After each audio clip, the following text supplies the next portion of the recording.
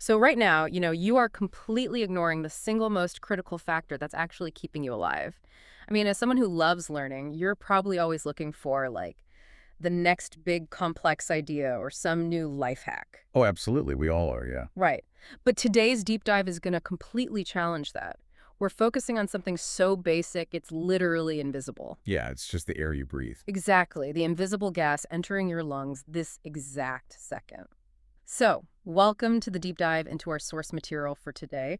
We are looking at day 23 of Rhonda Byrne's book, The Magic, and specifically a chapter called The Magical Air That You Breathe. Which is such a fascinating title, It honestly. is. And our mission today is really to explore how the author takes this, this automated biological function and shifts our perspective on it completely. So it's not just a survival mechanism, but like a stunning cosmic miracle. Right, going from something mundane to something miraculous.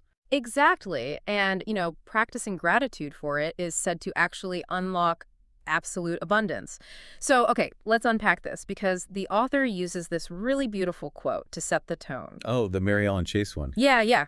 She was an educator and a writer, and the quote goes, "It is quite possible to leave your home for a walk in the early morning air and return a different person, beguiled, enchanted." Beguiled and enchanted. I mean, those are strong words for just, going outside. Right. But it sets the stage perfectly, though I'm sure you listening right now might be a little skeptical, like enchanted by air. Yeah, and well, to be fair, the author actually admits that. She says that a few years ago, if someone had told her to be intensely grateful for the air, she would have thought they were completely crazy. I mean, I would too. It's just air. It's just there. Exactly. It's the ultimate background noise of being human. We take, what, roughly 20,000 breaths a day? Hmm. And unless you're like underwater or running a marathon, Yeah. you don't even notice them. No, you totally don't. So to understand why it's magical, the narrative kind of shifts. We have to zoom way, way out, like past the Earth into space. Because out there, beyond our tiny, thin little atmosphere,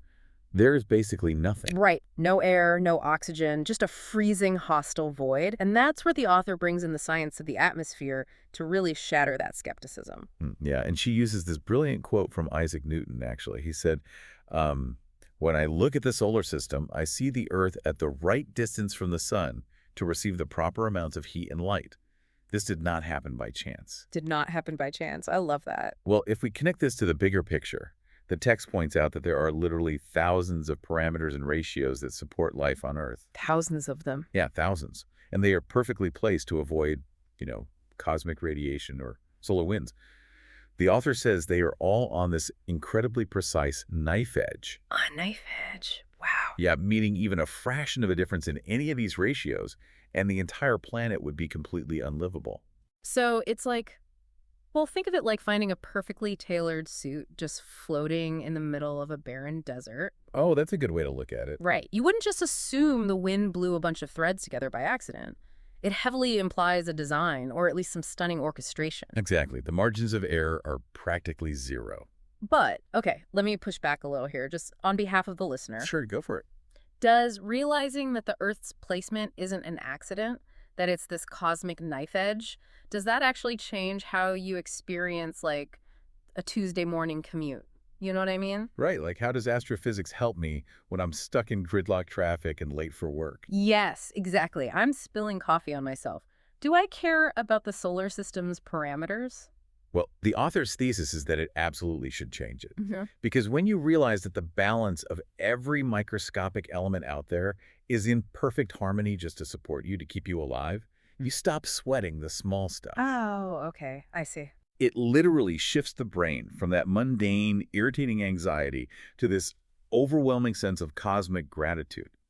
You can't be intensely mad about a traffic jam when you're deeply processing the fact that the universe is actively protecting you from the freezing void of space. That's actually really powerful. You're replacing the annoyance with awe. Exactly. It's a total perspective shift. Okay, so we've got the vast cosmic orchestration down. We are protected. Now the conversation in the text zooms all the way back in, like from the solar system right down to our own biology. Down to the cellular reality. Right. And the source points out this stark reality. Oxygen is one of the most plentiful elements in our bodies, but we just breathe on autopilot. Would you? Yet without this, quote, most precious gift, none of us would last more than what? A few minutes. 3 or 4 minutes tops. Exactly. So here's where it gets really interesting. Since breathing is completely automated, like my brainstem handles it, I don't have to put it on my calendar, why does the author insist we need to actively think about it? Why disrupt the autopilot? Well, what's fascinating here is how she describes the act itself. She says that when you realize the enormousness of what the universe did to give us air, taking a breath becomes breathtaking in every sense of the word. Breathtaking. I see what she did there. Right, it's clever, but it's physically true. Oxygen feeds every single cell in your body so you can continue to live. Yeah. And the author is asking us to recognize that we are being actively sustained second by second. Sustained by our environment. Yes, exactly, like trees. She points out that trees continually replenish our oxygen, and that's not by accident. It's this ongoing, life-giving relationship. So it's bridging the gap between just passive survival, being on autopilot, and active appreciation. Yes, recognizing the gift as it's being given to you. Okay, so that leads us to the psychological rewards of doing this, which is huge. Why does this specific gratitude practice, being thankful for air, yield the biggest results? That's where we get into the author's own personal evolution with gratitude. Right, because at first she used the magical power of gratitude just for personal material things she wanted. And it worked. She got them. It totally worked, yeah. But the text is clear that the ultimate power of gratitude, the really huge stuff, only unlocked when she started appreciating what she calls the real gifts. The real gifts, like a sunset. The sunset, a tree, the ocean, the dew on the grass, and of course the magical air. So not just a new car or a promotion. Exactly. And the text claims that being grateful for these precious natural gifts reaches one of the deepest possible levels of gratitude. And what's the reward for hitting that level? Absolute abundance. It just pours down upon you. Absolute abundance. That is quite a promise. But, I think about it like a relationship. Oh, how so? Well, imagine you have a friend, right? And if you only ever say thank you when that friend hands you a check or does you a favor, it's purely transactional. Right. It's very condition-based. Exactly. But if you look at that same friend and say thank you just for their presence in your life, it changes the entire dynamic. The relationship deepens massively. So appreciating the air is like saying thank you to the universe just for its presence. That is a brilliant analogy. Yeah. That's exactly it. And the text actually ties this to some pretty ancient teachings. Oh, the true alchemist concept. Yes. The author highlights this powerful historical idea. It says that reaching a point of deep gratitude for the very air you breathe elevates your power to a completely new level. You become a true alchemist. And an alchemist was someone who tried to turn lead into gold. Right? But here it's Yeah. metaphorical. You become someone who can effortlessly turn every part of their life into gold. Every situation, every day just transforms into absolute abundance because your baseline gratitude is so profound. Wow. Okay, so turning the lead of a frustrating day into the gold of abundance just by being grateful for the air. That is an incredibly high-stakes philosophy. It really is. So we understand the cosmic setup, we get the biology, we see the philosophical stakes of becoming an alchemist. Now, how do we actually do this? Let's transition into the highly specific, practical how-to of the Day 23 assignment. The mechanics of the magic practice. Yeah. Right, because I need to know how to actually execute this today. And it's basically a 5x5 breathing exercise, isn't it? Essentially, yes. Oh. The core practice is this. 5 times today, you need to stop and just think about the glorious air. Okay, 5 times. Yep. And when you stop, you take 5 deliberate breaths. You just feel the air moving inside your body. You feel the joy of breathing it out. Just feeling the physical sensation. Exactly. And then afterward, you say the magic words. You say, thank you for the magical air that I breathe. Thank you for the magical air that I breathe. Okay. But I have to ask, do I need to be like a yoga master for this? Like counting my inhales and exhales perfectly? No, not at all. And this is so important. The author emphasizes that this is not a rigid breathwork class. Oh, thank goodness. Yeah, the text explicitly says to breathe naturally. Yeah. If taking a bigger breath helps you feel more gratitude, then absolutely, take one. Right, whatever works. Yeah. If making a little sound on the exhale helps, or mentally saying thank you as you breathe out helps you focus, do that. The goal here is the feeling of gratitude, not mastering breathing mechanics. Okay, that is super helpful. And what about where I do it? Like, do I have to be sitting quietly on a mountain? Definitely not. The text notes that environmental flexibility is key. It's best if you can do it outside, just because you can really appreciate the magnificence of fresh air. Like the Mary Ellen Chase quote. Exactly. But doing it inside your house or office is totally fine too. You can have your eyes open or closed. You can do it while you're walking, while you're shopping, or even just waiting in line. Oh, waiting in line. I love that. Yeah. And the text also offers a variation for the future once you get the hang of it. Right, the visualization part. Yes. You can imagine that you are actually breathing in gratitude itself and just filling yourself up with it on every inhale. That sounds incredibly calming.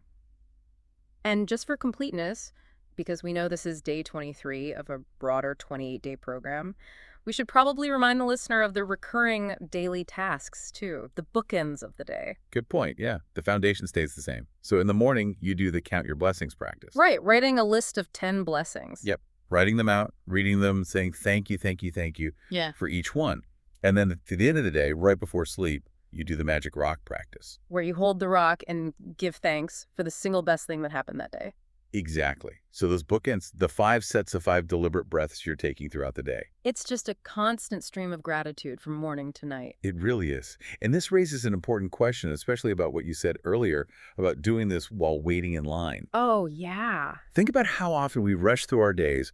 We're waiting in line at the grocery store or stuck in traffic or just walking down the street. And we are so annoyed. We're impatient. Constantly. I mean, my default in a line is to just stare at my phone and be secretly mad at the person ahead of me. Right. But what if we used those exact moments, the ones that usually cause us stress, to practice this alchemy? Oh, wow. So instead of spiraling into annoyance, you pause and take your 5 deliberate breaths. Exactly. You transform the frustrating moment into a moment of deep cosmic gratitude. You've got the air right there with you. It's the perfect opportunity. That is such a huge perspective shift, turning the most mundane, irritating parts of the day into like a magical practice. Okay, we've covered a lot of ground here. Let me just quickly recap this journey for you listening. That was good. So we started out looking at the knife edge parameters of the solar system, right? The exact ratios keeping us safe from the void of space. The thousands of perfectly balanced conditions. Yeah. Then we zoomed all the way into our own biology, to the oxygen actively feeding our cells, keeping us alive minute by minute. We talked about shifting from transactional gratitude to becoming a true alchemist, which unlocks absolute abundance. And it all culminates in this super simple assignment, taking 5 deliberate breaths 5 times a day and saying thank you. It really takes the most massive cosmic concepts and brings them down to a single breath. It does. So what does this all mean? Well, I want to leave you with a final lingering thought that really builds on everything the text presented today. Okay, let's hear it. If the universe is operating on this microscopic knife-edge balance just to ensure you have your next breath, what does that say about your inherent value? Oh, wow. The next time you take a breath today, I want you to ask yourself, if the universe goes to such unimaginable lengths, orchestrating everything perfectly just to keep you breathing right now, what else might it be perfectly orchestrating for you that you can't even see yet? That is incredible. If it's handling the atmosphere for you, it's probably handling the rest of your life too. Well, thank you so much for joining us on this deep dive into the source material. We really hope this gave you a brand new way to think about something you do all day, every day. Absolutely. And seriously, as soon as this is over, step outside if you can and take that first beautiful, deliberate breath. We'll catch you next time.